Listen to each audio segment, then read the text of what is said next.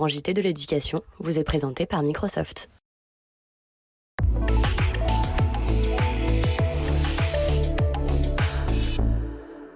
Bonjour à tous et bienvenue dans le Grand JT. Tout de suite le sommaire.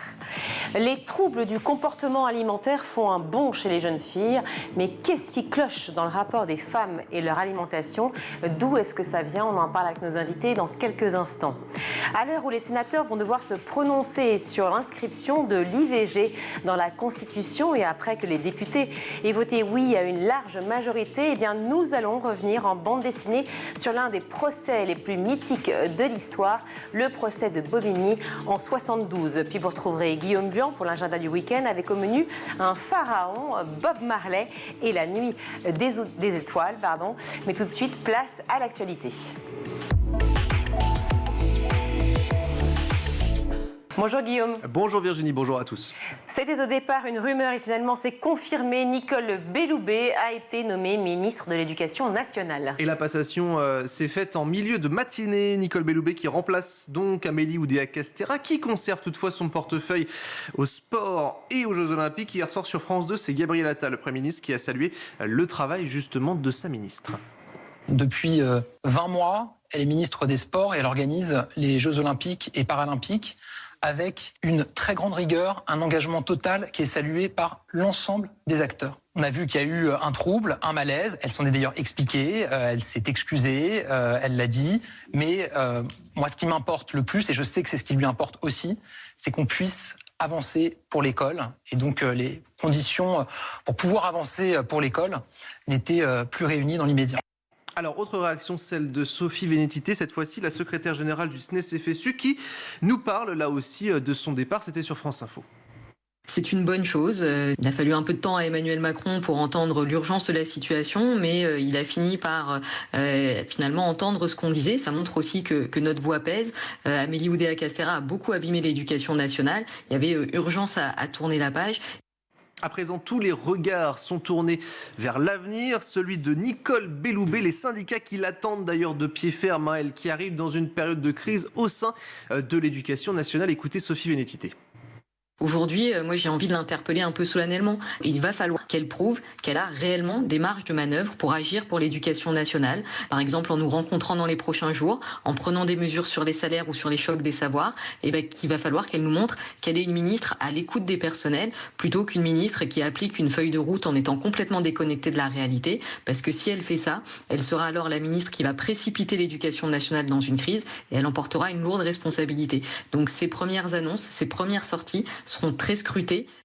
Alors Nicole Belloubet, elle est ancienne garde des Sceaux dans le gouvernement d'Édouard Philippe entre 2017 et 2020. Âgée de 68 ans, elle a notamment été rectrice des académies de Limoges et Toulouse en 1997, ainsi qu'en 2005. C'est également une professeure des universités, une docteure en droit public et une ancienne membre du Conseil constitutionnel. Alors aura-t-elle libre choix dans ses fonctions? Une nouvelle fois, écoutez Sophie Vénétité.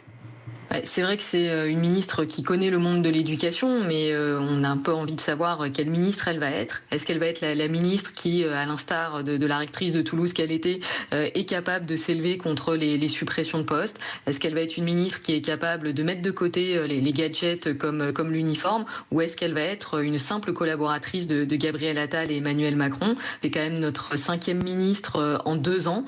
On en a un peu marre et on est très en colère de cette espèce de zigzag permanent. À un moment, il va falloir vraiment prendre en considération ce qu'est l'éducation nationale, la crise qu'elle traverse et ce qu'il faut faire pour finalement améliorer la situation. Alors justement, côté politique, quelles sont les réactions, Guillaume? Eh bien, je vous propose d'écouter en première action celle de Pierre-Henri Dumont. Il est député Les Républicains du Pas-de-Calais. Pour lui, c'est un mauvais signal.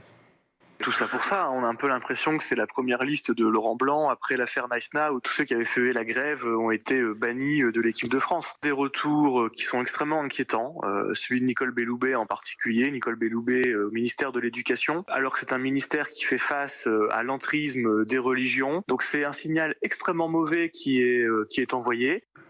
Pierre-Henri Dumont, donc au micro de France Info. Ce n'est plus un remaniement, c'est une forme de maison hantée. Les mots de Manon Aubry, tête de liste de la France Insoumise à l'élection européenne. Un non-événement pour le chef du Parti Socialiste, Olivier Faure, ou encore un gouvernement en faveur des riches pour l'écologiste Marine Tondelier du côté de l'extrême droite. Et du Rassemblement National, Jordan Bardella évoque l'abandon de Mila, menacée, on le rappelle, par notamment sur les réseaux sociaux et qui n'avait pas été défendue par Nicole Belloubet. À l'Éducation nationale, c'est un signal désastreux, a-t-il notamment tweeté. Autre changement, l'arrivée de Sarah El Haïry en tant que ministre déléguée chargée de l'enfance et de la famille. Anciennement, elle était en charge de la biodiversité, Sarah El Haïry, qui remplace Charlotte Cobel, qui est entrée au gouvernement sous Borne en juillet 2022. Elle est membre du MoDem, donc de François Bayrou. Elle avait fait son entrée, Sarah El Haïry, au sein du gouvernement en juillet 2020 en tant que secrétaire d'État chargée de la jeunesse et du service national universel en octobre dernier. Elle s'était exprimée au sujet également de son homosexualité et de la procréation médicalement assistée dont elle avait bénéficié. Sarah El Haïry, qui a été la première française aussi membre du gouvernement à parler ouvertement de son homosexualité en avril dernier. Une prise de parole qui lui avait valu des propos haineux et homophobes sur les réseaux sociaux, mais elle avait continué de militer en ce sens.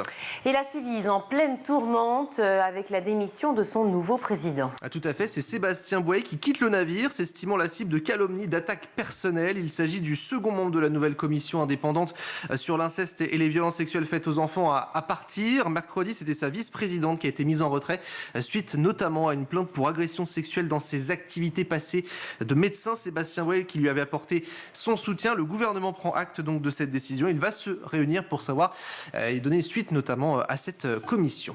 Pour terminer, c'est le coup d'envoi des vacances scolaires pour la zone C. Alors, quelles sont les destinations préférées, Guillaume? Alors, malgré le manque de neige, eh bien, les stations et le ski attirent toujours autant. Par exemple, la Savoie, la Haute-Savoie, les Hautes-Alpes ou encore l'Isère et les Hautes-Pyrénées. Mais également les territoires d'outre-mer qui s'en sortent bien. La Guadeloupe, la Martinique également ou encore l'océan Indien avec l'île de la Réunion ou encore l'île Maurice avec des réservations qui sont en hausse. Sinon, les Français eh bien, plébiscitent le soleil. On pense à l'Espagne ou encore au Portugal. En tout cas, si vous prenez la route aujourd'hui, soyez prudents. Il va y avoir du monde notamment sur les axes menant eh bien, vers les massifs. Merci Guillaume. Selon Ipsos, 61% des 16-24 ans seraient sujets à l'anxiété alimentaire. Un chiffre qui explose lorsqu'on parle des jeunes filles. Mais alors d'où vient ce rapport complexe qu'entretiennent eh bien, les femmes avec l'alimentation, leur corps, mais aussi la place qu'elles s'autorisent à prendre dans la société? On en parle grâce à un essai. Les mangeuses, histoire de celles qui dévorent, savourent et se privent à l'excès. C'est tout de suite avec nos invités.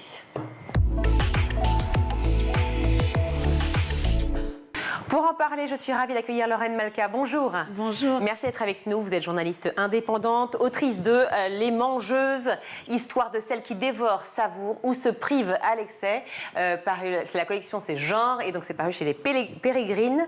Je vais y arriver. Clémentine Hugol-Gencial, bonjour.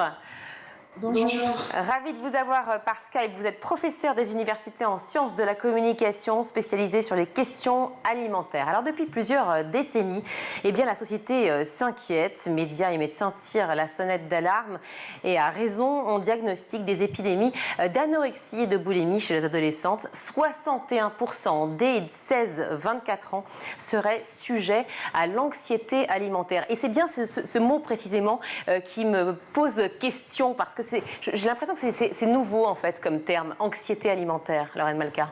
Oui, c'est un mot qui est apparu assez récemment et qui, à mon avis, est le bienvenu dans le débat autour de ce sujet très grave qu'est l'ensemble des troubles des conduites alimentaires.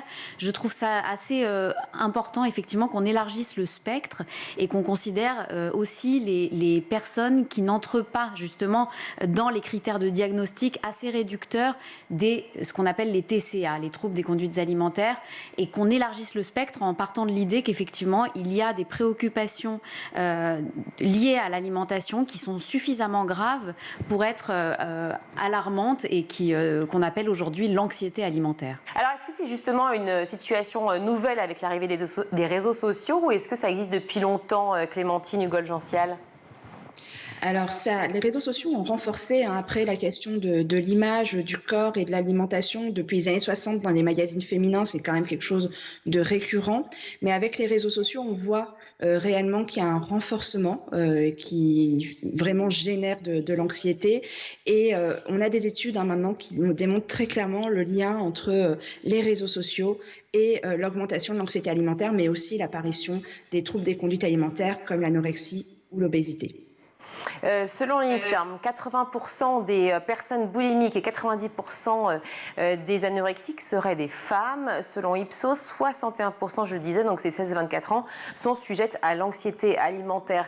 Ça veut dire qu'en fait, les rapports sociaux de genre en fait, fabriquent ces troubles-là, Lorraine Malka, et touchent en particulier, du coup, les femmes.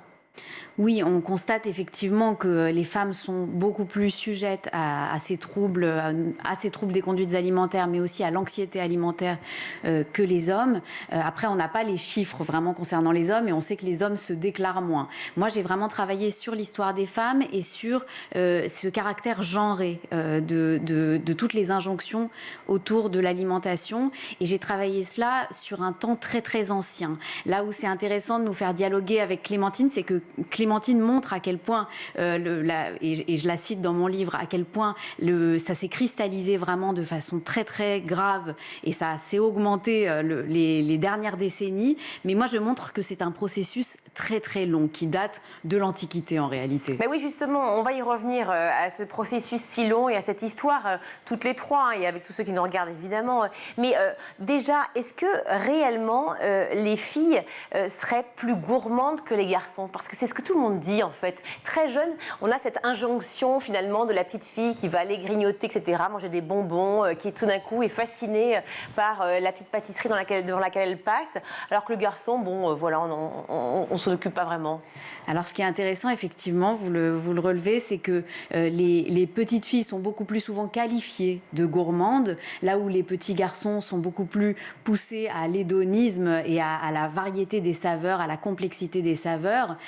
Et en fait, ce qu'on remarque, les sociologues remarquent que dans les familles, les petites filles essayent de correspondre à ce qui est censé être leur nature plus gourmande, donc en étant dans ce comportement, dans cette exagération d'un comportement, comme si elles jouaient une partition, et en même temps elles sont beaucoup plus souvent réprimées dans leurs élans gourmands. Mais pour répondre à votre question, non, les petites filles par nature ne sont pas plus gourmandes que les garçons. La gourmandise est un réflexe très en fait qui relève de la connaissance du monde, de l'envie de connaître le monde. On met des objets dans la bouche dès la toute petite enfance, on met le pied dans la bouche, on met pour connaître le monde et pour l'appréhender. C'est donc un réflexe de petites filles et de petits garçons. Vous avez distingué volontairement, Lorraine Malka, à la fois les TCA, les troubles du comportement alimentaire, et l'anxiété alimentaire. Précisez-moi pourquoi. Parce que donc pour cette enquête, pour ce livre, j'ai interrogé des femmes et des jeunes filles de différents âges et milieux sociaux, et j'ai observé qu'il y avait une inquiétude vraiment très forte qui émergeait en fait au fil de l'entretien, parfois immédiatement. Souvent, les jeunes filles sont très conscientes des troubles en fait de l'inquiétude qu'elles ont vis-à-vis de la nourriture, et peut-être que les femmes plus âgées sont un peu moins conscientes. Et il faut mener des entretiens très longs pour obtenir justement ces confidences autour de tout ce qui peut les inquiéter au fil d'une journée, et pour qu'elles finissent par se rendre compte elles-mêmes qu'en fait elles savent pertinemment, vraiment de façon très précise, tout ce qu'elles ont mangé dans la journée, et surtout comment elles vont le compenser, comment elles l'ont compensé, comment elles ont l'intention de le faire, etc. Donc il y a cette anxiété qui est une préoccupation excessive. Un médecin définit cela comme un envahissement du champ psychique par des préoccupations alimentaires qui peuvent être à l'origine d'un dysfonctionnement social, mental, d'équilibre mental, ou alors carrément de santé. Et donc effectivement, moi j'ai constaté qu'on n'était pas forcément dans les critères très précis de diagnostic de prise en charge des troubles des conduites alimentaires, mais qu'on pouvait être extrêmement perturbé par ces inquiétudes-là, et donc cette anxiété alimentaire. Et puis cette anxiété, il faut la comprendre, parce que tout ce que vous dites, moi c'est ce que j'ai ressenti en lisant votre livre qui est passionnant. Effectivement, à chaque fois je me disais, ah mais oui c'est vrai, ah mais j'ai entendu ça petite, ah mais ça me ressemble. Et évidemment ces questions qui reviennent, qui sont incessantes, alors non pas que je sois obsédée par ça, mais enfin effectivement je crois que toutes les femmes finalement, plus ou moins c'est en filigrane tout le temps. Revenons au péché original dont vous parlez, forcément fatalement on commence avec Ève. Bah oui, tout commence commence avec elle. Et peu importe que la pomme, soi-disant, ne contienne pas de calories, bien qu'elle soit un peu sucrée, eh bien c'est déjà le péché par excellence. Oui, alors effectivement, j'ai commencé par me poser la question du péché de gourmandise. Je me suis demandé si dans la littérature théologique, donc vraiment les commentaires autour de la Bible et notamment du péché d'Ève qui croque la pomme et qui la tend à Adam, je me suis demandé si Ève était jugée plus coupable du péché de gourmandise que Adam, puisque le péché de gourmandise est le premier péché capital, selon la liste établie par Thomas d'Aquin. C'est le premier, donc c'est le moins grave, mais c'est celui qui mène à tous les autres. Donc c'est celui qui mène à dévaler la pente des péchés, à commencer par la luxure et en allant jusqu'à l'orgueil. C'est l'idée qu'elle ne peut pas résister, surtout. Voilà, alors donc dans la littérature théologique, effectivement, la question se pose, est-ce que Ève est plus coupable qu'Adam ? Le verdict par Thomas d'Aquin, qui est celui qui est vraiment retenu et qui traverse ensuite les siècles, c'est de considérer qu'elle n'est pas plus blâmable, puisqu'elle est sous la gouvernance d'Adam, dixit Thomas d'Aquin. Elle est sous la gouvernance d'Adam, qui est donc un peu son patron, c'est lui qui est responsable d'elle, et elle est plus sujette aux pulsions, elle est plus sujette aux passions, puisque, toujours selon l'Église, elle a moins accès à la raison. Voilà, elle a moins accès à la raison, donc elle est moins capable de réguler ses passions. C'est ce qu'on dit dans les croyances et dans les représentations culturelles qui a ensuite vraiment été présentes durant des siècles. On va faire sans cesse ces bonds incessants entre effectivement l'histoire, et à commencer par Ève et aujourd'hui, mais on en revient à ces femmes d'aujourd'hui, à ces jeunes filles, Clémentine Hugol-Gential. Est-ce que vous ressentez qu'elles se sont développées effectivement en étant privées de nourriture ? Alors, sans raison, évidemment, on ne va pas faire référence à Thomas d'Aquin, mais en tout cas, sur l'égide de l'homme qui pourrait aussi être là, très présent, sur le regard qu'il porte sur la gourmandise des femmes. Complètement. Dans la société actuelle, la gourmandise chez les femmes n'est pas du tout valorisée. C'est quelque chose, au contraire, qui est caché. Les femmes, on voit dans les familles, peuvent avoir tendance à d'abord servir leurs conjoints, leurs enfants et ensuite elles-mêmes. Lorsqu'elles sont petites, on peut dès le plus jeune âge les contraindre aussi en leur apprenant que trop de gourmandise peut avoir des effets sur leur corps et qu'un corps gourmand de femme, ce n'est pas un corps désirable. Et on voit même, nous on avait fait des études par exemple de femmes en situation de cancer, donc qui ont des modifications de la sensorialité du fait de la chimiothérapie. En fait, elles vont continuer à cuisiner pour leur famille, pour ce qui fait plaisir à leur famille, sans prendre en considération leurs besoins à elles. Donc tout au long de la vie, en fait, elles conditionnent leur alimentation par rapport au regard de l'autre et par rapport aux besoins des autres également. Oui, c'est pas par rapport à elle-même, on est d'accord, c'est bien par rapport au regard de l'autre, et l'autre, en l'occurrence, c'est l'homme dont vous parlez. Clémentine. Alors c'est l'homme, c'est la société d'une manière générale, parce que le corps gros n'est pas un corps qui est toléré dans la société. Le fat activisme qui est né dans les années 70 aux États-Unis relève toutes les discriminations systémiques liées au corps gros, discrimination à l'emploi, discrimination sur la santé, etc. Mais c'est effectivement le regard des autres, le regard qu'elles posent sur elles-mêmes et le regard de la société. Ces hommes qui font ripaille, d'accord, attablés à ces grandes tables où on dit qu'il faut manger. Sandrine Rousseau qui fait allusion, effectivement, je ne sais plus si c'était la blanquette ou je ne sais quel autre grand plat, le barbecue, voilà, chez les hommes. Cette idée qu'effectivement l'homme était gourmand. Moi qui suis très gourmand, j'ai l'impression d'avoir ma place aussi à ces fameuses tables. Pourtant, les femmes ne l'avaient pas à l'époque.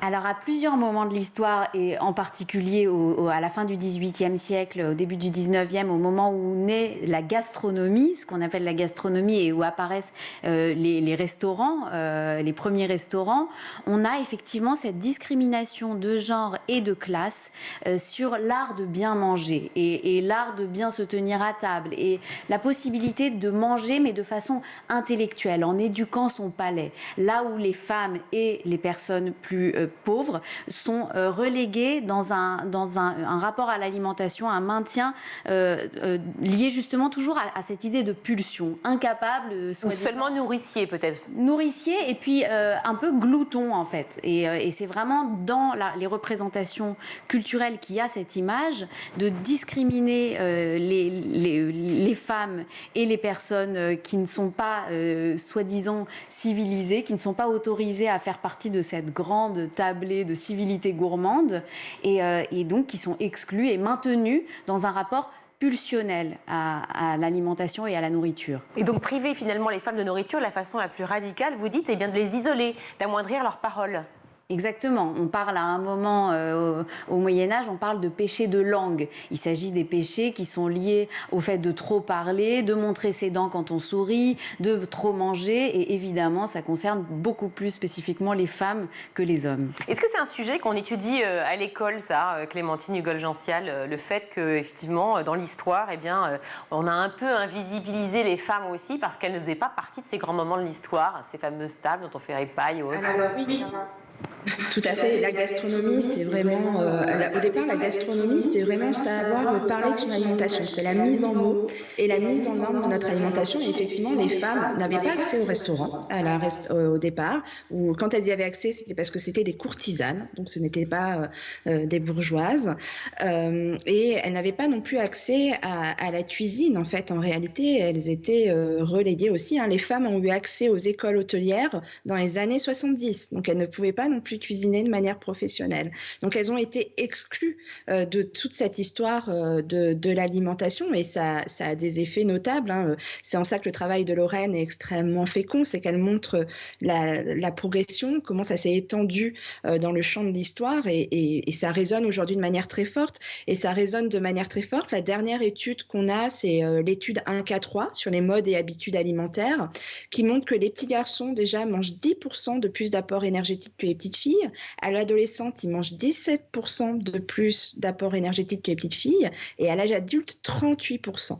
Et vous faisiez référence tout à l'heure à Sandrine Rousseau et en fait, l'étude 1K3 montre bien que les hommes mangent beaucoup plus de viande et de fromage notamment, là où les femmes vont manger plus de fromage blanc et de volaille. Alors pourquoi, on parlait de maintenant ce qui se passe aujourd'hui évidemment, pourquoi on est encore jugé quand on aime manger? C'est quoi cette image qui est véhiculée et qui disent qu'en fait il faut cette espèce de culture de la minceur et finalement manger, dévorer, l'aspect glouton dont vous parlez effectivement à l'époque a traversé les siècles de manière assez différente et aujourd'hui plutôt on est sur un truc où on picore. Les femmes ont un apéro, elles picorent des petites choses, avec cette petite voix toujours comme ça. Alors pour moi, c'est vraiment lié effectivement à cette constance anthropologique, culturelle, mais qui vraiment n'a jamais bougé. Le fait qu'on n'ait pas pensé tous ces discours. Clémentine travaille beaucoup sur les discours médiatiques et analyse les discours médiatiques. Et moi, ce qui me fascine dans son travail et dans le travail d'autres sociologues qui résonnent avec le sien, c'est que le discours médiatique est toujours le même finalement aujourd'hui que celui que moi j'ai trouvé en étudiant des écrits très anciens, des écrits sacrés, des écrits théologiques qui faisaient référence à des croyances dans lesquelles les femmes étaient jugées coupables, dangereuses si elles mangeaient. Et donc on a ce maintien d'un discours qui ne bouge pas, une espèce de constance fixe comme ça et immobile. Pourquoi ? Parce qu'elle n'est pas pensée, parce qu'on n'y réfléchit pas assez à mon sens. Et je pense qu'il y a vraiment une réflexion à mener très importante sur cette façon de genrer les discriminations dans le rapport à la nourriture. Vous parlez du discours médiatique, mais il y a le discours aussi familial, intrafamilial. Et je cite un passage de votre livre où en fait une adolescente se confie au fur et à mesure des enquêtes que vous avez menées. Et elle dit en fait... je voudrais mincir totalement, ne laisser aucune trace de graisse sur mon corps. Les adultes tentaient alors de calmer mes ardeurs en répétant cette fameuse phrase « Les hommes préfèrent les rondes. Ils sortent avec les minces », précisait ma mère, « mais ils rentrent avec les grosses ». Cette injonction. Alors cette jeune fille, c'est moi. Là, c'est vraiment un petit... Il y a peu de moments dans le livre où je me confie personnellement. J'ai essayé de doser ça. Mais effectivement, c'est un moment où je me confie, où je raconte que j'ai toujours entendu ces injonctions contradictoires qui consistent à être mince, mais à rester, comme je le dis dans le livre, tripotable. C'est-à-dire à garder des parts de rondeur molle pour être appétissante, comme on le dit très souvent. Et il y a cette cette contradiction dans les injonctions qui rend folle, en fait, qui est vraiment très difficile, qui est intenable. Eh bien oui, qui rend folle justement Clémentine Hugol-Gential et qui rend folle forcément cette nouvelle génération, on appelle ça la jeune génération, et pourtant qui n'est pas si jeune que ça maintenant, parce que ça fait quand même un moment que ça ne va pas ou que ça ne va plus. Ces jeunes filles qui ressentent cette injonction contradictoire, ce désir qui est toujours lié effectivement au côté pulpeux, au côté gourmand. Oui, complètement. Et on parlait des discours médiatiques. En fait, aujourd'hui, dans les discours médiatiques, il y a une très grosse, ce qu'on appelle cacophonie des discours, où d'un côté, on valorise l'alimentation saine qui va préserver la santé, la healthy food, et puis d'un côté, on va avoir tout le food porn, donc toute l'alimentation bien grasse, où on va se faire plaisir. Donc, il y a une opposition, en fait, santé-plaisir, qui est extrêmement complexe aujourd'hui dans les discours médiatiques et qui est difficile aujourd'hui pour les consommatrices et consommateurs aussi, hein, comment on arrive à faire la part des choses, comment on arrive à doser entre ces deux injonctions paradoxales et qui semblent irréconciliables. Et puis ce que dit Lorraine aussi, c'est toute la question du corps désirable. Qu'est-ce qu'un corps désirable en fait? Comment il se construit? Et puis si les troubles des conduites alimentaires arrivent au moment de l'adolescence, la plupart du temps, c'est aussi un moment à l'adolescence où le corps change. Et puis il y a une quête identitaire aussi qui se joue. Et donc quand on voit son corps se changer, se former, des hanches apparaître, ça peut du coup créer une anxiété très très forte et on va essayer finalement de maîtriser ce corps et c'est vraiment toute la logique de créer une forme de cadre qui va permettre au corps de rester dans la norme et c'est Naomi Wolf qui dit que finalement contraindre le corps des femmes c'est aussi les faire taire d'une certaine manière que d'affamer les femmes, c'est aussi une manière de les dominer et de faire taire. Donc il y a toute cette logique-là aussi qui est sous-jacente et qui s'explique au long cours dans l'histoire de notre alimentation, mais aussi dans l'histoire de la domination masculine. La société continue de maintenir d'ailleurs ces contradictions dont vous parlez, hein, si je fais référence aux publicitaires, finalement qui savent que ces femmes sont sous-alimentées pour la plupart, ou sinon peut-être suralimentées pour d'autres, mais en tout cas qui physiquement, émotionnellement sont liées à l'alimentation. Eh bien, ils proposent de compenser nos carences nutritionnelles, et c'est très intéressant, par des soins au miel, des masques de beauté enrichis au lait. Mais en fait, en lisant, je me disais, mais c'est vrai, je m'en suis même pas rendu compte moi-même. Des crèmes à la banane, au chocolat, aux fruits de la passion, à la cacahuète, ou encore des mascaras 2000 calories pour des cils trop minces. Pour vendre des produits cosmétiques. Et c'est là que vous amenez un aspect important dont on n'a pas encore assez parlé, mais qui me paraît vraiment essentiel à comprendre, c'est que tout cela est lié, donc on en parle depuis tout à l'heure, à des constructions culturelles qui sont très anciennes et qui se cristallisent vraiment les dernières décennies de façon criante, mais aussi à des logiques économiques, parce qu'à chaque fois, ça sert des intérêts, évidemment. Là, vous citez l'exemple de l'industrie cosmétique, mais il y a aussi des histoires de lobby. Il y a un livre qui vient de paraître de Nora Boisouni qui s'appelle « Manger les riches », dans lequel elle s'intéresse à la lutte sociale à travers l'assiette, et elle essaye vraiment justement de démêler les fils de cette construction qui est économique et systémique et qui a d'autant plus de force. Et je trouve que c'est assez joyeux de voir que de différentes façons, Clémentine, Nora Boisouni, moi-même et différentes personnes commencent vraiment à prendre ce problème à bras-le-corps parce qu'il est crucial en réalité. Et l'école comme premier lieu de jugement et vecteur de complexe, Clémentine ? Oui, l'école, il y a vraiment aujourd'hui tout un travail d'éducation alimentaire à faire, mais aussi d'éducation à la tolérance quant à la diversité corporelle. Et en fait, ça joue dès le plus jeune âge. Nous, on travaille aujourd'hui avec des collèges. Et quand même, sur les collégiens avec lesquels on a travaillé, il y en a plus de 56% qui nous ont dit qu'ils se basaient sur les réseaux sociaux pour savoir quoi manger.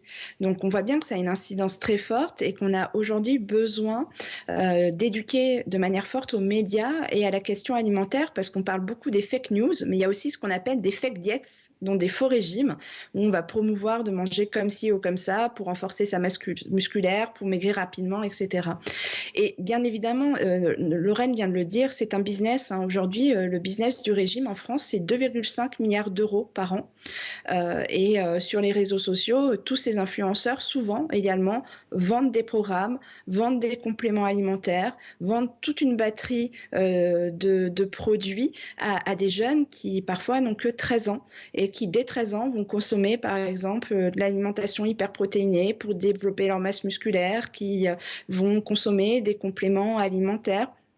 Donc ça a une incidence en fait rapide et l'arrivée massive des jeunes dès 12-13 ans sur les réseaux sociaux a une incidence sur leur représentation de l'alimentation et leur comportement alimentaire. Alors évidemment, j'aimerais continuer à discuter avec vous, mais le temps passe et je ne peux pas. Mais vous terminez votre livre, Lorraine Malka, avec cette conclusion: le féminisme, un horizon pour que les femmes mangent. Point d'interrogation. Malheureusement, on garde le point d'interrogation.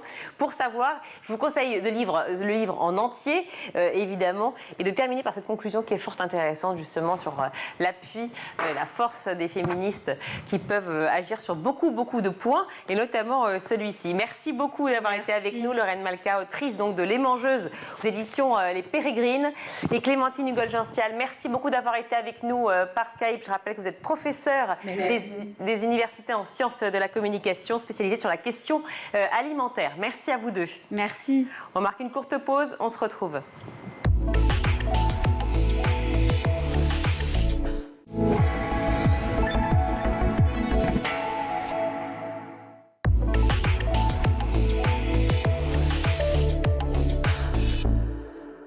De retour dans le Grand JT, en 72, un procès historique a lieu en France, celui de Marie-Claire Chevalier, enceinte à la suite d'un viol, et dénoncée par son propre agresseur pour avortement. L'avocate qui va se charger de défendre la jeune fille, c'est Gisèle Halimi. Elle va mener un combat qui va ouvrir la voie à la législation de l'avortement en France. Pardon, j'ai la voix enrouée. Ravie de vous accueillir. Bonjour. Marie Bardiot-Vaillante, bonjour. Bonjour. Merci d'être avec nous. Vous êtes autrice de Bobigny 1972, le procès qui a rendu possible la légalisation de l'avortement. À l'heure où justement on vote l'inscription de l'IVG dans la Constitution, et vous l'avez écrit il y a un petit moment, mais j'imagine que ça vous tient à cœur encore davantage de parler de cette bande dessinée. Oui, alors particulièrement parce qu'effectivement on est au cœur de l'actualité, on aurait voulu, on n'aurait pas réussi. À l'heure où j'espère qu'on va le voter, parce que bien sûr c'est passé à l'Assemblée. Là on attend la décision du Sénat le 24 février pour voir si on va pouvoir mener le congrès en fait à Versailles. Donc je croise les doigts, mais ça prouve que cette histoire qui a une 50aine d'années est complètement d'actualité, et au-delà de ça, elle est d'actualité dans le monde, puisque, par exemple, aux États-Unis, on a bien vu ce qui s'est passé avec l'arrêt qui a été cassé de 1973, donc la moitié des États américains, maintenant les Américains ne peuvent plus avorter. Et la France aussi, on s'est reposé la question, il y a encore quelques mois. Alors, on ne s'est pas reposé la question de casser la loi, mais enfin... Non, mais ça a été repensé. Mais de toute façon, c'est ce qu'on dit au début. Question dans les médias, dans l'actualité. Les Français se sont reposé la question à nouveau. Ce qui est fou, quand même.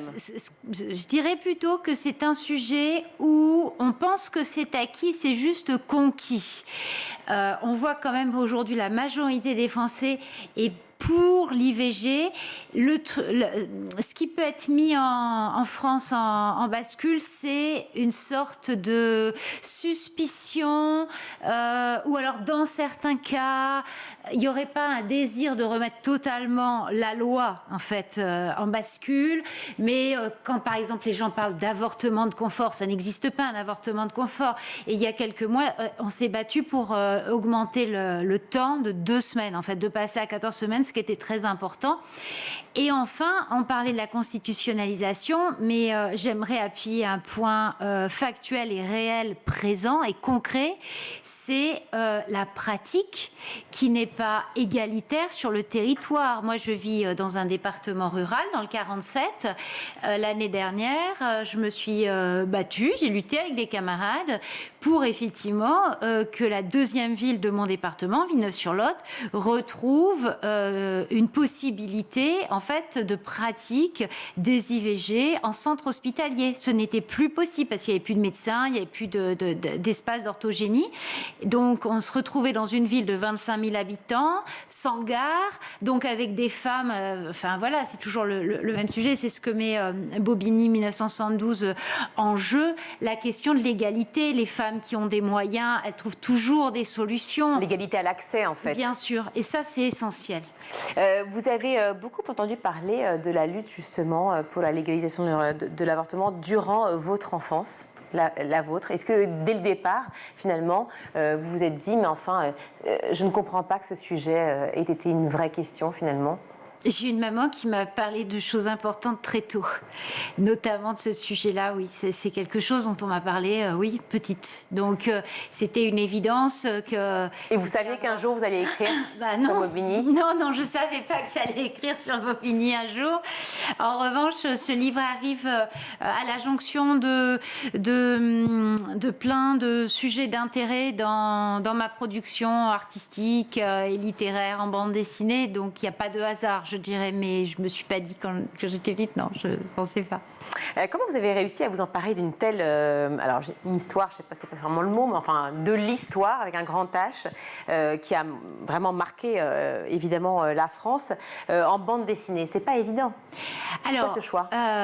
Parce que c'est mon métier, d'être scénariste de bande. Je suis une historienne qui fait de la bande dessinée, je dirais, politique. J'ai travaillé beaucoup sur les questions de l'abolition de la peine de mort. Voilà, je travaille autour des questions de justice.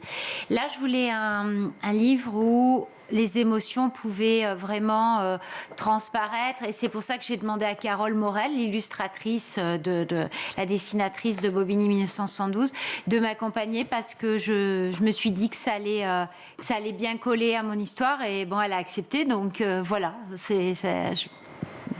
donne ce livre. Apparemment, le pari est réussi parce qu'on nous en dit beaucoup de bien. Donc, et oui, un pari réussi aussi bien pour les adultes que pour les jeunes. Hein, finalement, la bande dessinée plaît beaucoup. C'est un genre qui plaît beaucoup aux plus jeunes. Est-ce que vous encouragez les jeunes à se manifester, à être engagés, justement? Bien sûr. Voilà. Est-ce que c'est important de montrer aux jeunes que leur voix a un impact? Ah oui, complètement. Moi, j'ai enseigné en plus pendant une dizaine d'années. Donc, la question de la transmission par mes ouvrages, elle est assez identique à ce que je transmettais en classe. C'est juste que j'ai changé d'espace et de médium, mais je reste dans cette logique-là. Donc moi, ce qui m'intéresse le plus, c'est que des jeunes personnes s'emparent de mes livres et prennent conscience que c'était il n'y a pas longtemps, voilà, 1972, on se dit « Oh, c'est très très longtemps », mais ils ont des parents qui étaient nés dans ces années-là, ils ont peut-être des grands-mères qui sont passées sur des tables de cuisine avec des aiguilles à tricoter, enfin voilà, c'est pas parce qu'elles n'en parlent pas que ça n'a pas existé, donc ça leur est aussi d'une certaine façon contemporain, c'est pas si historique que ça. Et puis oui, il faut être très très vigilante sur ces questions-là, on le voit, comme je disais tout à l'heure, on le voit aujourd'hui malheureusement que c'est un droit qui est tout le temps attaqué et 50 000 femmes dans le monde tous les ans meurent d'une IVG non médicalisée. Donc ne pas autoriser l'avortement, ça n'empêche pas les femmes d'avorter. Les femmes se font avorter, elles le vivent comme une urgence. En revanche, ça met leur vie en danger. Donc c'est ça qu'il faut rappeler avant tout. Quand vous parlez du fait que vous avez été enseignante, est-ce que des grandes questions de l'histoire, dont vous parlez, la peine de mort, l'avortement, était plus facile à aborder à l'école, il y avait plus d'échanges, ou est-ce que aujourd'hui, ces moyens-là, comme évidemment les livres, la bande dessinée, les parutions, sont un moyen d'échange finalement beaucoup plus intéressant et qui reste dans le temps? Alors, disons que moi, j'ai fait les deux. Il n'y a pas mieux ou moins bien. Aujourd'hui, je produis du contenu qui peut être utilisé en classe, en revanche. Donc, j'ai envie de dire, voilà, je me retrouve là aussi. En classe, les échanges étaient nourris. Est-ce que les élèves étaient passionnés par ces grandes histoires? Ces grandes marqueurs de l'histoire, plutôt. Oui, alors moi, j'enseignais en primaire, en CM1, CM2. Et donc, oui, c'était une tranche d'âge où, effectivement... alors, je leur parlais pas forcément de l'IVG, mais on parlait de la peine de mort, de l'abolition de la peine de mort. C'est un sujet que j'évoquais systématiquement avec eux. Et oui, il y avait vraiment du débat, bien sûr, c'était très important. Durant ce fameux procès de Bobigny en 72, la presse n'avait pas le droit de communiquer sur ce qui se passait, mais la journaliste Françoise Giroud, contestait cette censure et écrivait des articles sur le sujet. Est-ce que vous pensez que les médias ont un rôle à jouer pour justement aider à faire changer les choses ? Ah bah évidemment. Et vous pensez qu'il est respecté, qu'il est... Alors je dirais... Est-ce qu'ils font leur devoir ? Je ne peux pas dire tous, vous voyez, là c'est compliqué, ça dépend des médias. Moi j'aimerais bien effectivement que les grandes chaînes d'information soient un petit peu moins conservatrices, voire réactionnaires. Voilà, je pense qu'il y a quand même un terrain politique là qui est un petit peu dangereux. Vous faites allusion à CNews ? Par exemple, oui, ah bah oui, là tout à fait. Mais voilà, il faut. Vous le ressentez aussi sur des grandes chaînes comme France Télévisions, comme LCI ou BFM ?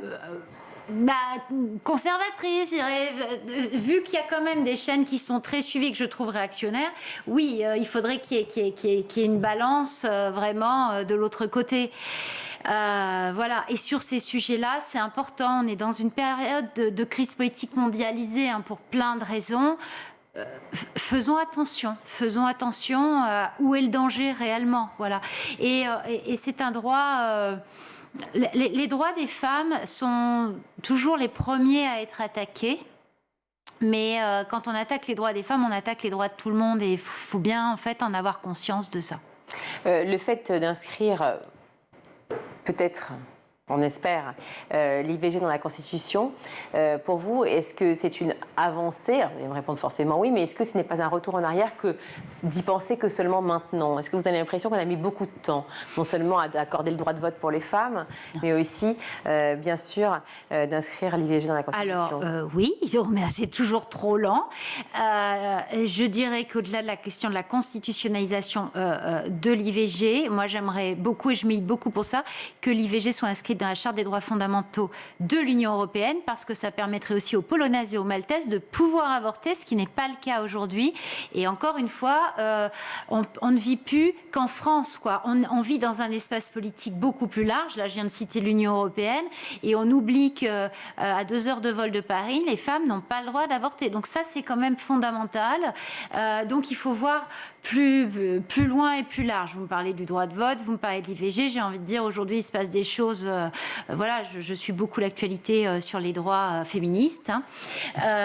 Au niveau du MeToo cinéma, je dirais, bon, là aussi, ça a mis beaucoup de temps. Moi, je suis de la génération de ces actrices-là. Je parle aussi des violences sexuelles dans Bobigny 1972. J'ai envie de dire, enfin. Donc, oui, prenons les choses en main, réveillons-nous. Il faut lutter, il ne faut jamais cesser de lutter. Et c'est ça le message que je veux transmettre et qu'on voit, je crois, sur la couverture avec ce groupe de femmes en dessous. On a les trois héroïnes en haut et puis le groupe sous le bandeau, en fait, toute la manifestation de toutes les femmes inconnues qui les rejoignent, toutes les féministes. Voilà, ça c'est important, oui. Bobigny 1972 aux éditions Glénat. Merci beaucoup d'avoir été avec nous. Merci à vous. Marie Bardiot-Vaillante. Merci de m'avoir invitée. Merci. On continue cette émission et on va retrouver Guillaume Blanc.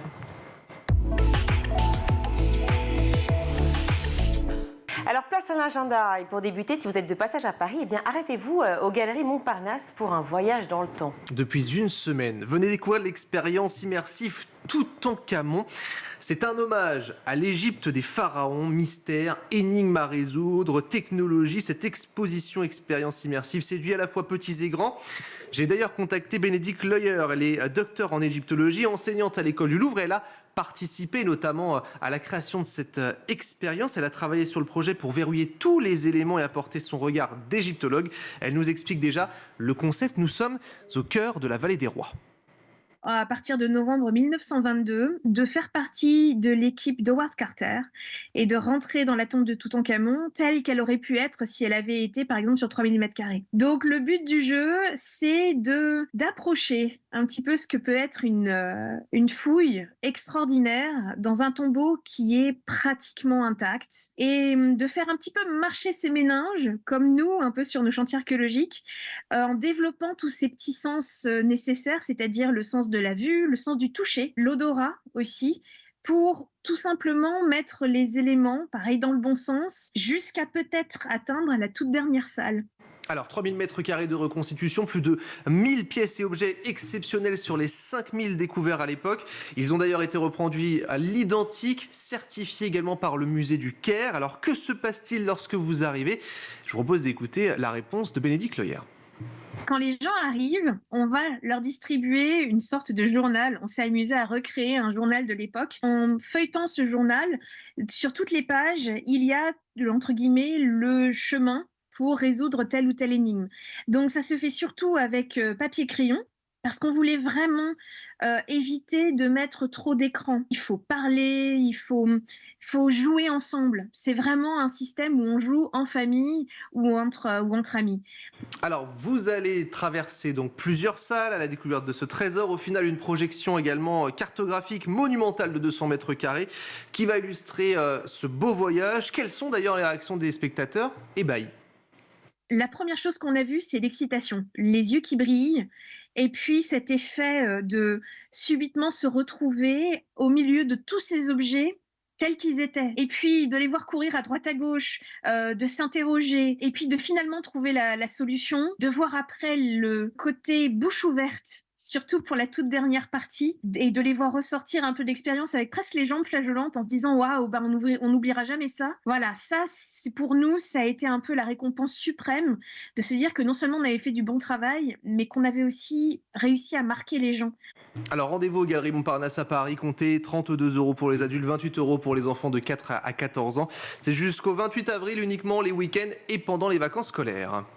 Place à la musique désormais, et plus précisément le reggae dont Bob Marley est le précurseur. Un biopic est en salle dès mercredi. C'est un film événement puisque Bob Marley, One Love, célèbre la vie, la musique d'une icône qui a inspiré des générations à travers son message d'amour et d'unité. Pour la première fois d'ailleurs sur grand écran, eh bien, vous allez découvrir l'histoire puissante de Bob Marley, sa résilience face à l'adversité, le chemin qui l'a mené à sa musique. Bande annonce.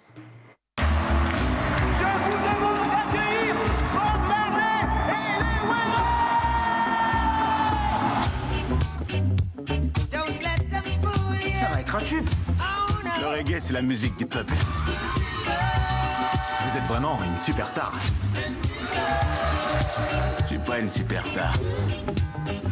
On peut pas séparer la musique et le message. Vous savez, le reggae, ça unifie le peuple. Tout le monde n'aime pas ce que tu racontes. Pour ta sécurité, il faut que tu arrêtes.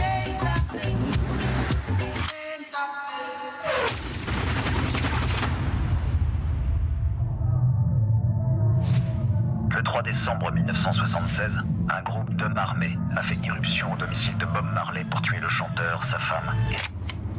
Vous en faites pas pour ça. Don't worry about a thing. That every little thing gonna be alright. Vous l'aimez bien celle-là? Oui. La bande-annonce donc de Bob Marley, One Love. Bob Marley qui est âgé que de 36 ans lorsqu'il est mort d'un cancer en 81. Mais sa musique continue de nous passionner. Un film qui a été produit notamment par des membres de sa famille, son fils, sa fille, mais également sa femme. Et pour incarner Bob Marley, c'est l'acteur britannique Kingsley Ben-Adir, doublé en français par l'acteur-comédien Jean-Baptiste Anoumon, que j'ai pu contacter. Lui, il a cherché les acteurs, il a cherché les comédiens, il a même joué, ce qui est une première et c'est rare pour lui. Alors cette question, que représente Bob Marley pour lui ? Je connais très bien sa musique, je connais très bien le reggae, je connais très bien la philosophie Rastafari, qui est importante à comprendre. Et donc c'est un cadeau en fait. Ça a été un cadeau. Alors, pour doubler, comptez une dizaine de jours et sur l'entièreté 1 mois, le temps de visionner le film. Et ça n'a pas été simple, écoutez. Ils ont fait un travail sur la langue, ils ont fait un travail sur le phrasé, et donc ça, il faut le rendre en français. Et c'est ça qui était intéressant à aller chercher sans caricaturer. On peut simplement tenter de se rapprocher de ce qu'ils ont fait. Modestement, avec avec la langue qu'on a, avec les mots que nous avons, avec la rythmique française, qui n'est pas une rythmique américaine et encore moins une rythmique jamaïcaine. Comment on trouve les mots qui vont permettre qu'on se rapproche au maximum en français pour donner un objet de qualité au public français? Allez, dernière question à Jean-Baptiste. Un souvenir justement de ce tournage? Quand je voyais tous les comédiens qui étaient vraiment habités de ce qu'ils ont proposé, les acteurs, et du film, tout le monde était vraiment... il y avait une dimension supplémentaire qui pourrait se rapprocher du Natural Mystic. Natural Spirit, justement. Peut-être que c'est Bob Marley qui leur a inspiré tout cela. En tout cas, c'est en salle à partir de mercredi prochain et on le conseille vraiment. Ah ben oui, moi j'ai déjà pris mes places. Alors vous connaissez certainement la Nuit des Étoiles l'été. Eh bien, levez la tête ce week-end avec la Nuit des Étoiles l'hiver. Et ça se passe un petit peu partout en France, justement avec l'Association française d'astronomie dans le Puy-de-Dôme, en Gironde ou sur la Côte d'Azur dans le Nord ou encore dans la Haute-Garonne. Jupiter sera également de la partie. Elle sera accompagnée d'Uranus en début de nuit. Profitez de cet événement pour plonger également dans Orion. Vous préparez bouillotte, vous préparez les bonnets pour observer et surtout vous évader. Vous avez plus d'informations sur le programme ville par ville et les conseils également pour bien observer sur le site internet afaastronomie.fr. Merci Guillaume. Tout de suite, on va retrouver Malika Ménard dans Souvenir d'écolier. Cette semaine, elle reçoit l'auteur et humoriste Salia Aitamou.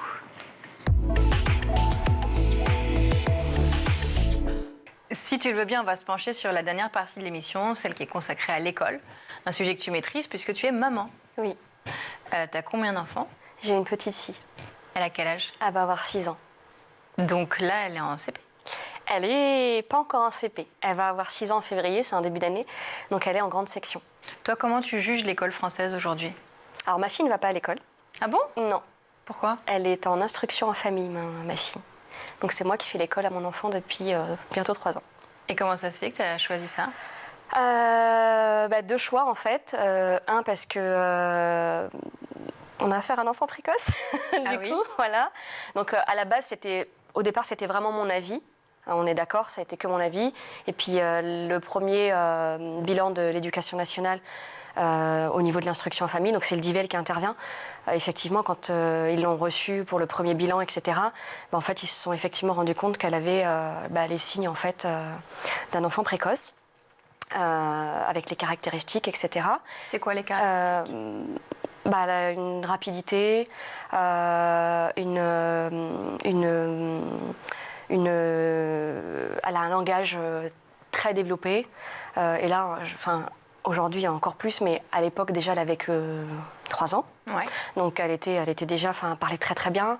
Elle a un regard très persécuteur. Ça fait partie aussi des signes. Elle est très rapide dans sa manière dans son habileté, dans son agilité. T'as pas voulu qu'elle aille à l'école avec tous les autres enfants de son âge? Alors c'est pas que j'ai pas voulu, c'est que je pense que pour qu'elle puisse se développer correctement, il faut lui trouver une école adaptée. Et là, vous êtes en recherche d'une école adaptée? Oui. Qui existe dès l'école primaire? Alors oui, il y a des écoles qui font en fait, qui donnent la méthode pour les enfants précoces dès 3 ans. Et là, c'est toi qui lui fais l'école alors? C'est moi qui lui fais l'école depuis bientôt 3 ans, ouais. Ça se manifeste comment dans ton quotidien? On fait l'école le matin. Donc j'ai tout un programme, puis c'est très cadré, voilà. J'adore. Au départ c'était dur, mais j'adore parce que du coup je suis la maîtresse en fait de ma fille. et le fait d'avoir qu'un enfant. Ça ne met pas une pression de dire que je délivre un enseignement parfait? Ce sera ma responsabilité, déjà qu'il y a beaucoup de responsabilités quand on est parent. Oui. Mais je pense que... en fait, la première année, quand je l'ai fait, je ne savais pas trop dans quoi je me lançais en réalité. Et au fur et à mesure, quand il y a eu le premier contrôle et qu'on m'a dit « mais le bilan de votre fille, il est excellent, elle est carrément en avance », je me suis dit « mais déjà lire, par exemple? Oui. D'accord. Oui, elle connaît tout son alphabet, elle sait faire des additions, des soustractions, elle sait taper à la calculatrice. Ça veut dire que le programme qu'ils t'ont donné est un programme pour enfants précoces? Alors non, c'est un programme basique et moi après je réadapte. Par exemple pour les maths, je vais utiliser une autre méthode. Je vais essayer d'adapter en fait en fonction de l'enfant précoce, mais tout en suivant. Je suis obligée en fait de suivre le programme. Et les écoles, il y en a dans chaque région? Oui. Donc a priori, à la rentrée prochaine, elle peut intégrer une école. Elle pourrait intégrer une école, effectivement. Tu arriveras à la laisser partir? C'est sûr que je prends plaisir à lui faire l'école. C'est sûr. Et puis, mine de rien, en tant qu'artiste, on a aussi une certaine liberté. On peut partir quand on veut. Si on ne fait pas l'école le matin, du coup, on peut le faire après le parc, etc. En fait, tu modèles tes journées comme tu as envie, toi. Et quelque part par là, quand on est artiste, on aspire à ce genre de liberté. Ça n'a pas de prix. Et c'est une décision que tu as prise avec son papa? Alors, je ne suis plus avec le papa depuis la naissance de la petite. Mais il est OK pour cette... Alors, il était OK à la base, et puis il a manifesté son refus. Ah, aujourd'hui? Donc, ouais. Donc, je pense qu'elle ira à l'école. Voilà. Mais c'est très dommage. C'est très dommage. Enfin, ça serait dommage, en fait, ça serait bien qu'elle aille à l'école, mais ça serait dommage de la mettre dans une école... Oui, traditionnelle. Je pense que ça va bloquer et ça va reproduire le même schéma que... Mais parce que dans l'école que tu vises, les places sont rares? Et puis les places sont chères. D'accord. Ouais, les places sont chères. Et là, t'as pas la certitude que si en septembre prochain elle va à l'école, ça sera dans une école... J'espère.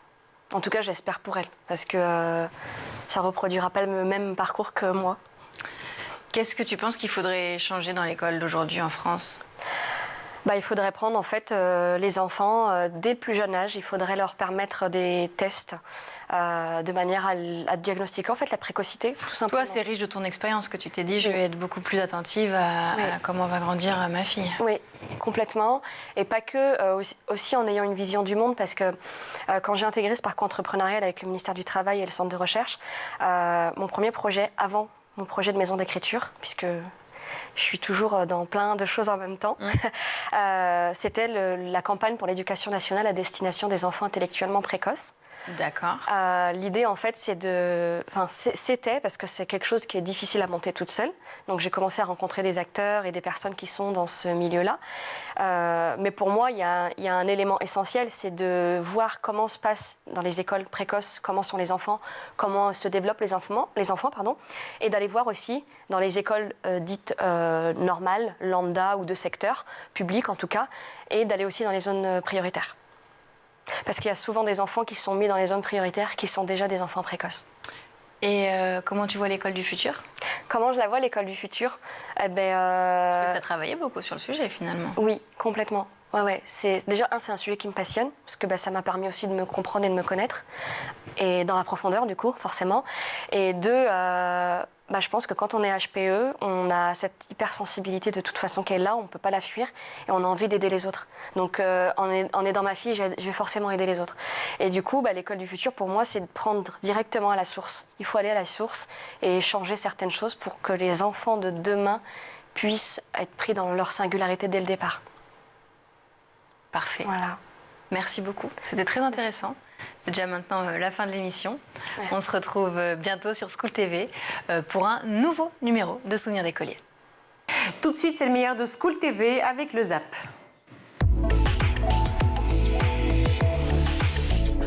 Les filles, les personnes issues des classes populaires et celles issues des minorités. Je veux bien que vous redonniez quelques chiffres. Ils sont au début du bouquin, ils sont quand même très spectaculaires. Oui, alors c'est un phénomène qu'on a à peu près similaire pour ces trois groupes-là. Alors forcément, celles qui sont les plus nombreuses au départ, c'est les filles. C'est normalement la moitié de la population, mais au lycée, c'est même un petit peu plus. On a 54% de filles.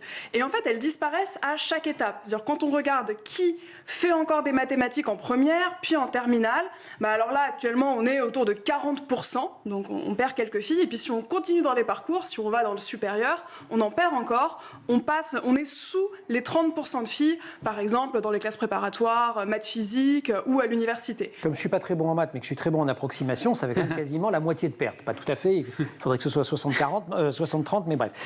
Si on ajoute, ou si on considère à l'intérieur de cette catégorie les filles qui sont issues des classes populaires. Alors, c'est difficile de croiser. Donc, ce qu'on peut faire, c'est regarder seulement l'ensemble des élèves issus des classes populaires. Ils sont un peu moins nombreux et nombreuses au départ, ils sont autour de 30%, mais la perte est encore plus importante, on peut dire, puisqu'ils vont être moins de 20% dans les classes de lycée, à toujours continuer à faire des mathématiques, et ils vont être même moins de 10% après dans ces filières prestigieuses. Et alors, si on rajoute ces filles issues de milieux populaires et également des minorités? Voilà, donc si on travaille le sexisme, l'élitisme, on peut aussi travailler sur la question du racisme. Là, en fait, on n'a pas de données en France, puisqu'on ne produit pas ce genre de données statistiques ethniques, c'est interdit. On est obligé d'aller chercher des comparaisons internationales. Il y en a au Royaume-Uni, puis il y en a surtout aux États-Unis qui publient le plus de données, et on voit se produire à peu près la même chose. Donc si on prend un indicateur, comme par exemple les lycéens et les lycéennes noirs aux États-Unis, bah là, pareil, ils sont autour de 20% au départ, et ils tombent en fait à moins de 5% si on regarde les personnes qui font des licences de maths. Concrètement, on est à la recherche de délégués départementaux aujourd'hui, que ce soit dans l'Hérault ou dans les autres départements. Martine Deldem, quels sont les critères pour devenir délégué départemental et est-ce que c'est chronophage ? On ne peut pas dire que c'est chronophage. Bon, le critère principal, je pense que c'est aimer l'école de la République et aimer les enfants. Parce que c'est quand même pour leur bien-être, surtout qu'on est là en témoin, en observateur, et pour faire des remarques, que ce soit au niveau de la municipalité s'il s'agit des bâtiments, de l'entretien des bâtiments, ou que ce soit vis-à-vis des IEN, des inspecteurs de l'éducation nationale, quand il y a des soucis quelquefois dans l'école avec un enseignant ou entre enseignants ou avec un parent enseignant, ou quelquefois on nous demande un peu de faire de la médiation. Mais c'est que ça prend du temps si on le fait bien, parce que on fait l'enquête, la visite au moins une fois par an. Après, on fait un rapport de visite qui va servir à remonter ou à la municipalité et à l'IEN. On fait aussi des enquêtes, comme vous disiez, Eddy. Et puis, il y a les conseils d'école où nous sommes membres de droit. Donc, on assiste au conseil d'école. Il y en a en principe 3 par an. Voilà. Et puis, il y a ceux qui ont des obligations autres, comme moi. Je suis en tant que présidente de l'Union des DDEN et des DDEN 34, parce qu'il y a 2 choses, hein. Il y a la fonction et puis il y a l'association. Je fais partie du CDEN, donc du Conseil départemental de l'éducation nationale. Et en ce moment, on est en plein travail sur la carte scolaire.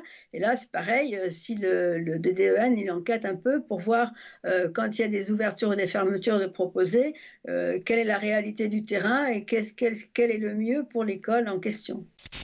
Vous expliquez dans des interviews que votre engagement et votre passion pour l'éducation ont commencé par une question.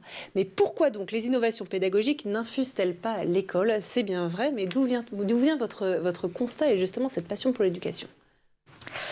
Il y a quelques années, j'ai travaillé et développé une association qui s'appelle Trouve ta voix, qui intervient dans des lycées de REP pour former à la prise de parole en public. À ce moment-là, j'ai 20 ans et j'ai des profs qui viennent me voir et qui me demandent de les former à la gestion de classe et à l'intelligence collective. Je me sens pas du tout légitime. Je me dis qu'ils savent beaucoup mieux faire leur métier que moi. Et donc, je rejoins une entreprise qui s'appelle Blue Neuf, dont le métier est de faire des missions d'intelligence collective massive. Et donc, je vais me former à l'intelligence collective. L'été dernier, j'étais toujours animée par cette question qui est, mais en fait, pourquoi il y a plein de gens sur le terrain qui font des trucs géniaux? Il y a des profs, il y a des assos. Et pourquoi alors ça ne se diffuse pas? Pourquoi ça ne s'essaime pas? Et donc, j'étais à la rencontre de ceux qui font ces innovations sur le terrain, et notamment des profs et des proviseurs, pour essayer de répondre à cette question. Ce que j'ai compris, c'est qu'il y avait 2 leviers sur lesquels agir. Il y avait d'abord un levier qui était organisationnel, c'est-à-dire qu'il faut transformer l'école pour que les pairs puissent s'apprendre entre eux, collaborer. Et puis, il y a aussi des questions qui, malgré ça, ne se résolvent pas. Lesquelles? Ça, c'est plutôt des questions politiques. Et pour moi, et c'est d'ailleurs pour ça que j'ai choisi de rejoindre cette année l'Académie des futurs leaders, les réponses aux réformes, c'est-à-dire ce qu'on doit changer à l'école, les professionnels du terrain, les experts, les profs, les parents, les élèves le savent très bien, mais ils ne sont jamais à la table des décisions. Et c'est pour ça qu'on organise des espaces, notamment des espaces qui s'appellent Bright Mirror. On va inviter les parties prenantes à réfléchir le futur. La quantité de travail requise varie également, expliquez-vous, selon les conditions sociales. Ah oui, c'est cette idée que, alors c'est pour essayer de déconstruire toutes ces notions de mérite, de talent et même de génie. Et c'est très important en mathématiques parce que ça revient tout le temps. Cette idée qu'il y a quelque chose qu'on n'explique pas chez les gens qui sont bons en mathématiques. Et là, les deux informations clés à retenir, c'est que ce qu'on n'explique pas, en réalité, c'est toujours du travail, même si on ne le voit pas, et même s'il est parfois caché, et que cette quantité de travail, elle n'est pas la même justement si on vient d'une famille où dès petit on a été habitué. Certains exemples qu'on a dans le livre, c'est mes parents me faisaient faire du calcul mental dans la voiture pendant les vacances. Si on a fait ça, c'est une forme de travail, oui, on l'identifie pas. Mais c'était plaisant et on ne se rend pas compte. Et donc l'idée que la quantité de travail nécessaire dépend du milieu social, c'est ça, c'est que si on n'a pas eu ça, on a des heures et des heures d'entraînement à caser quelque part et on a vite fait de nous dire qu'en plus donc, on n'est pas doué et d'effacer tout ce travail qui a été fait. Sortir de l'idéologie du don. Eddy Caldi, on vous surnomme parfois les visiteurs d'école. Est-ce que c'est réducteur ? Non, c'est vrai. On est effectivement des visiteurs, mais on n'est pas des lanceurs d'alerte. Moi, je voudrais souligner en particulier, disons, une grande enquête que l'on a menée en 2019 à Marseille pour la visite, par exemple, de 375 écoles des 460 écoles de Marseille. Et donc, on a pu faire, disons, un rapport de synthèse que l'on a remis là, disons, aux autorités, disons, de l'éducation nationale, le DAZEN, le directeur académique, et puis aussi donc aux élus de Marseille. Et donc, pour eux, ils considèrent que le rapport que l'on a fait à l'époque, le rapport de synthèse, leur sert énormément aujourd'hui, justement pour prendre les mesures nécessaires d'une école qui était quand même, disons, avec des besoins importants, très importants en matière d'investissement, disons, immobilier. Ça, c'est disons, une des actions que l'on a pu mener. Et on l'a mené, en fin de compte, voilà, de façon assez discrète et de façon à donner des éléments pour que les élus puissent prendre un certain nombre de décisions. C'est la fin de cette émission. Merci à toute l'équipe qui a préparé cette édition. Xavier Sanchez à la réalisation, au son c'est Gauvin Bonizek, le maquillage Laure Audemont, Emma Ferret et Laura Girard à la rédaction. Merci aussi Guillaume d'avoir été avec nous. Il n'y a pas de quoi. Vous revenez bientôt, je l'imagine. Oui, tout à fait. Je l'espère même. Entre-temps, nous irons voir donc Bob Marley. Tout à fait. Et tester tout en camon aussi. Et la Nuit des Étoiles ce week-end. J'ai tout noté. Merci à vous tous de nous suivre si nombreux. Bonne soirée et bon week-end. Ciao.